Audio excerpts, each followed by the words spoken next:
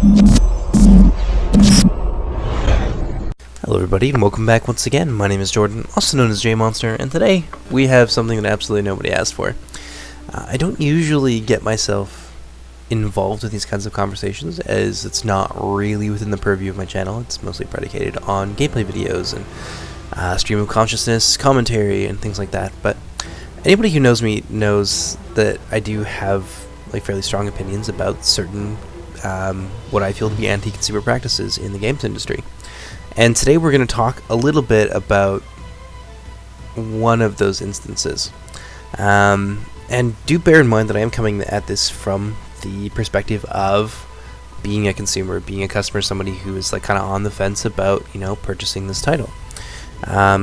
But I am going to try and be as fair as possible, because I think that there are like two sides to this issue, and there's actually a lot of interesting facets to explore here, and we're going to deal with things like monopolies and what's really good for players in the long run, and business practices and that sort of thing.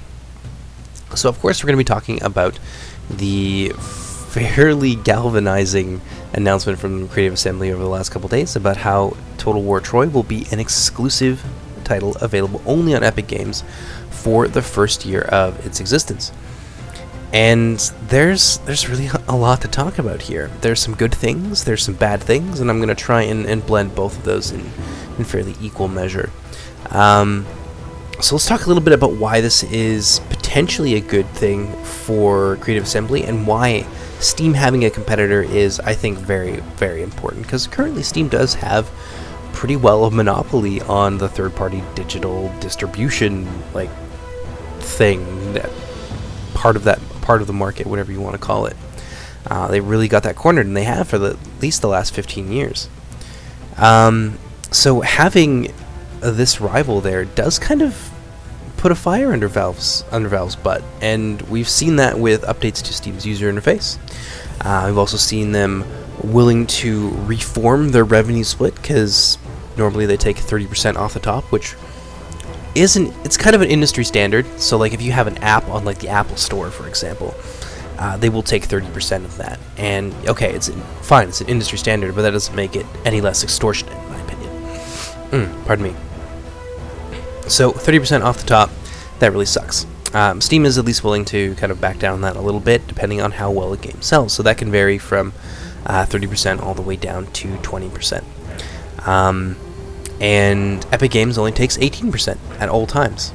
So it does kind of, just the existence of the Epic Games Store does give developers a bit of a bargaining chip to try and broker a better deal with Valve, and to try and get them to give them what I would at least feel to be a more fair share of the profits, and not really allowing Steam to just kind of walk all over them just by virtue of being the only option for third-party digital distribution. So that's fantastic.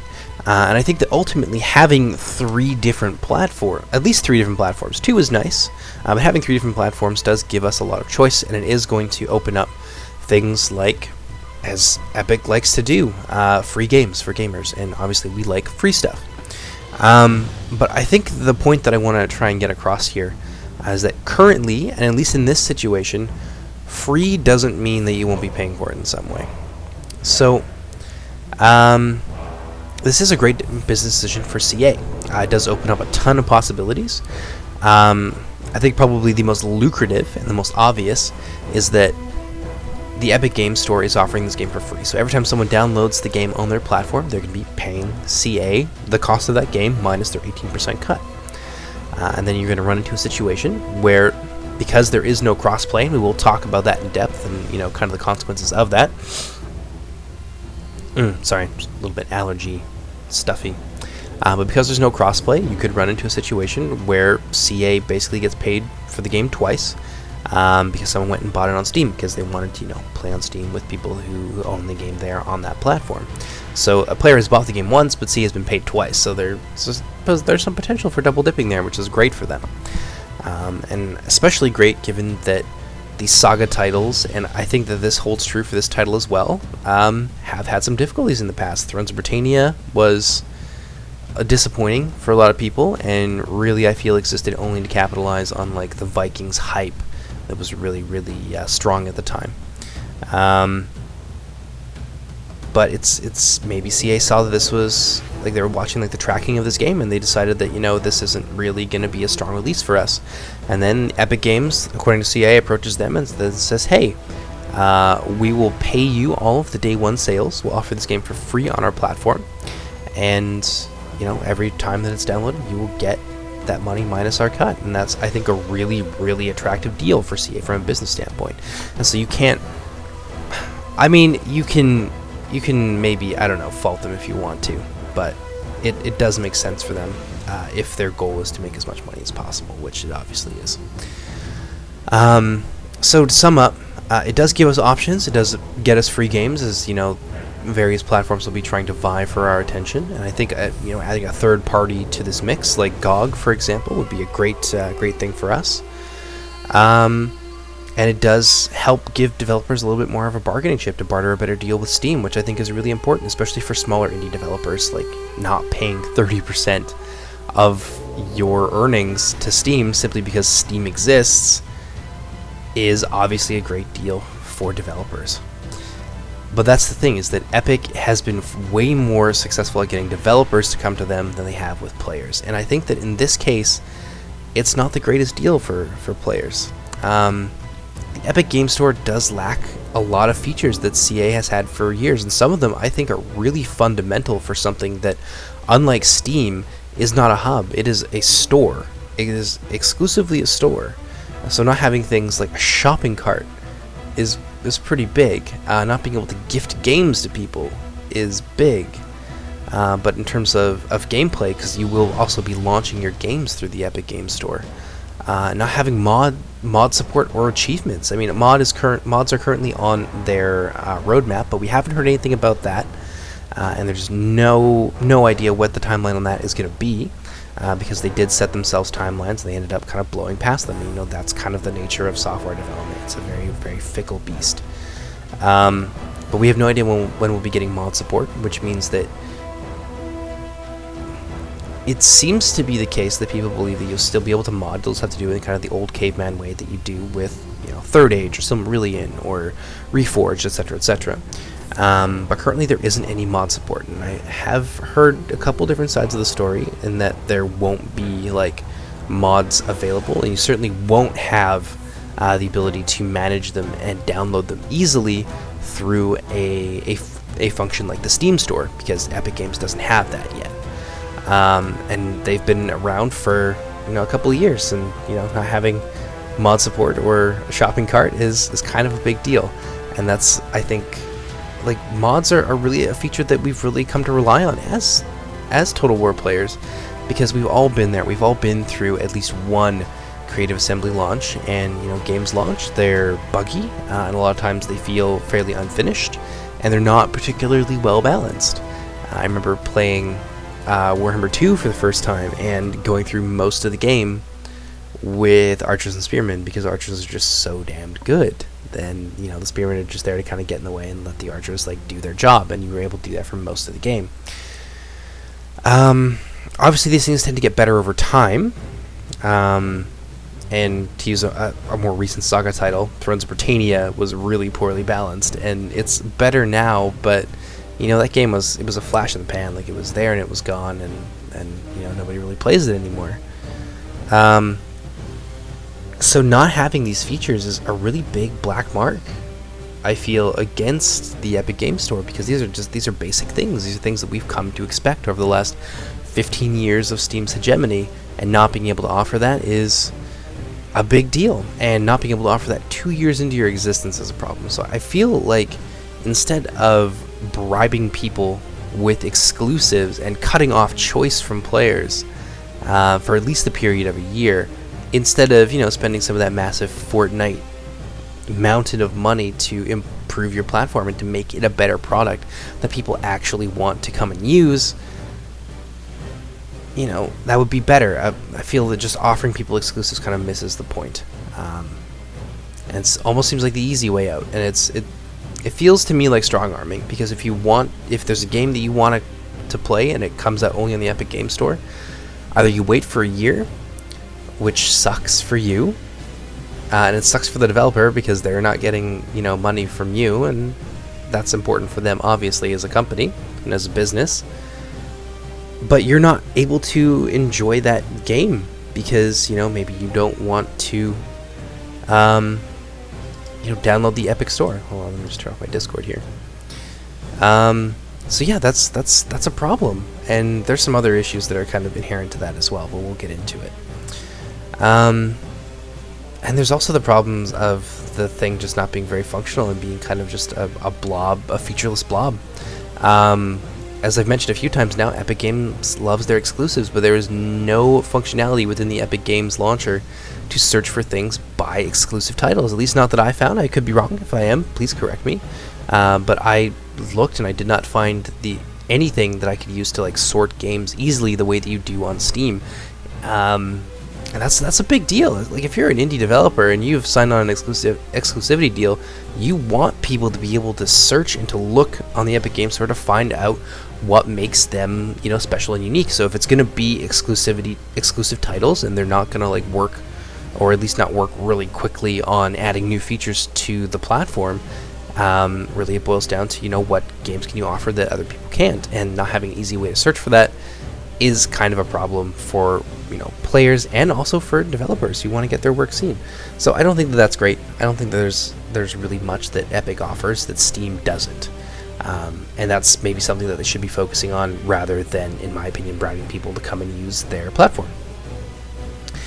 There's some other things as well, and this is maybe a little bit more nitpicky. These are things that are like kind of important to me, and I know they are important to people out there who try to be a little bit socially conscious. There is the looming specter of Tencent Games owning a 40% share of Epic Games, and they have there's a lot of things about Tencent that I don't appreciate. One is their participation in like the Chinese social credit system, which I think is just barbaric and dystopian and an absolute nightmare, but that's probably not a conversation that we want to get into in depth here. And the other problem is that all of their games are run as games as a service. Now, of course, they don't have a majority share in Epic Games, so there's no saying that they can just, you know, impose their will upon things. That is, there's still a 50% stock owned by the founder, or I think one of the remaining founders. I know that there was some people who left when they required about 40% share of Epic Games, and they did cite that that they didn't like the direction that Epic would try and take the company. So that is certainly a concern, that games as a service is gonna make its way onto a lot of Epic titles, as they do have a lot of clout with 40% of the share. And I really think that there's a lot of really toxic crap that's come out of games as a service. Let's be honest, loot boxes, basically marketing gambling to children, trying to get people to like constantly be, you know, making microtransactions and stuff like that. Like everything is a mobile game, and just trying to constantly squeeze more and more money out of people, and especially on AAA titles. We saw that in the Star Wars 2 Battlefront fiasco that EA released, and that got a huge amount of blowback. There was also Shadow of War, which had an in-game store. Like, why on earth would Shadow of War need an in-game store? And there were like things that you could purchase that like kind of preclude you from like going out and, you know, earning things in the world by playing the game. So there's a lot of toxic crap that comes out of there. Another good example is Fallout First. And their in-game store, where they charge you like $20 for a reskin, or they'll charge you for like in-game stuff that was based on fan art. Like, there's some dirty stuff that comes out of games as a service, and I honestly I can't in good conscience support that. So again, for people who are kind of out there that are like-minded like me, that like see that and see companies that, you know, really do support that, what they believe to be like problematic business practices, like that's a big deal. And, you know, for that reason, I really don't want to participate in the Epic Games Store, and I don't, for the most part. I have like one beta that I like to play every so often, and I got that for free, so I'm not really like, you know, funneling money to Epic Games by using that. And the other thing is that there is a concern for personal data, spreading yourself very thin across multiple platforms. Trying to see things work a little bit like Netflix and streaming services, where now everyone and their mother has, their own streaming service, and you've got to if you want to like experience all of this content that you used to be able to get on a single platform. I'm by no means advocating for monopolies. I think I've made that fairly clear, that I am very much in favor of having choices, but I also want those choices to not negatively impact consumers because of cutthroat business practices. And so what we're seeing, Netflix, everyone has their own streaming service. Like, you get like a third of the content that you used to. And there is also the possibility of having your personal data be compromised, and that's not idle paranoia either. Epic Games had a massive security breach just last year, and there was a class action suit brought against them because a lot of people had their credit card information stolen, and fraudulent purchases were made with their information. So 200 people got together, and I don't know if the case has been resolved yet, but yeah, they took the fight to Activision to try and get recompense for that. So it's not just a paranoia or boogeymen. That is something that can happen, and it can affect you, and it pardon me, in fact, affect 200 people who use the Epic Games Store. So that's a concern for me. And I also do take issue with Epic Games' willingness to pay to block access to games on certain platforms. Obviously, that's kind of the crux of the issue here. But they have done that with other games in the past as well, and it does, I feel, hurt other platforms and other services. So Ashen, for example, was their first exclusive title on their store. And that, much like Troy, was advertised as being available on the Microsoft Store, whereas Troy was advertised as being available on Steam. And then suddenly it wasn't, when Epic Games decided that they wanted that to be an exclusive for their platform for the first year.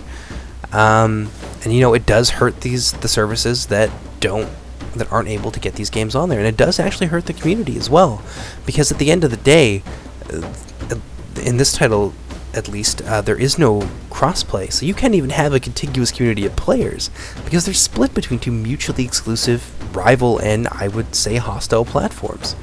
That sucks for anybody who's interested in multiplayer of any kind, whether that's ladder games or you just want to play multiplayer campaigns with your friends. Let's be honest, multiplayer in Total War Troy, it's gonna be dead on arrival. Saga titles are already niche. We've already had a pretty bad experience with Thrones of Britannia. There's not going to be a ton of people, I feel, that stick around and play these games in multiplayer, and there's going to be even less now that they're splitting the community, in the middle between two different platforms, because you can't play with your friends. It cuts you off from your friends. It cuts you off from communities of like-minded people who want to play the same games, and these are people you could potentially play with, but you can't because you're split between these two options, and one of them in the long term ends up being a better option depending on when Epic manages to get their mod support in place. So you can wait a year and you can get it on Steam and have it be a more finished, like more well balanced product, as CA products tend to be a year after release, and you'll get DLC and you'll get mod support. Whereas if you're on the Epic Games Store, because we don't have any information about the new functionalities coming down the pipeline, and they're 2 years in and they don't have basic stuff like a shopping cart, you don't know when you're going to get that. So I think that, yes, we get a free game, but in the end, I think that it really does more harm than good. And I feel that this is very much an anti-consumer practice. At the end of the day, it very, very much benefits developers. It helps them potentially, as I outlined earlier, kind of double dip a little bit and make a crap ton of money on a title that maybe wasn't tracking very well. That's great for them. It prevents them from suffering any kind of terrible financial disaster. But it cuts players off from communities. It cuts functionalities that we've come to expect as the standard over the last 10 years of Total War being on Steam. On Steam's platform and having access to the workshop and stuff like that, and it kills what little multiplayer there might have been with this game. And for me, multiplayer is a big selling point.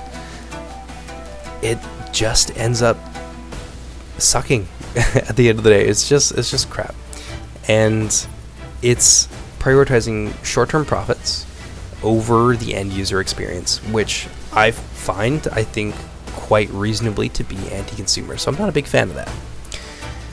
And then, of course, and this is reiterating some of the points from earlier, is that this move doesn't really communicate a whole lot of confidence in the product from CA to the consumer. It's, if they're offering, well, they need to hedge their bets, they feel, obviously, by taking, you know, a truckload of money from Epic Games right up front. And I mean, I get it. Like Steam, like I said, Steam revenue split is pretty extortionate, and they don't really do anything to deserve it except exist. And until recently being the only real option for digital distribution for a lot of developers. Total War Troy, also a minor Sagas title instead of a major release, so it makes sense that they'd want to cover their ass. But part of the issue, I think, with that, and maybe why the game wasn't tracking well enough that they wanted to have it on Steam, I'm sure that's part of it, and having the big deal from Epic is the other half. But at this point, Sagas have kind of become synonymous with low quality, and I want to say, I don't want to do the developers a disjustice, an injustice, but it has come to be synonymous with low quality and low effort, and this move from CA does little to change that perception. I mean, maybe Troy turns out to be a hidden gem, but so far we haven't even seen gameplay from Total War Troy yet. Not really. We've seen a little bit of stuff on the campaign map, but I could not find anything on the battle map.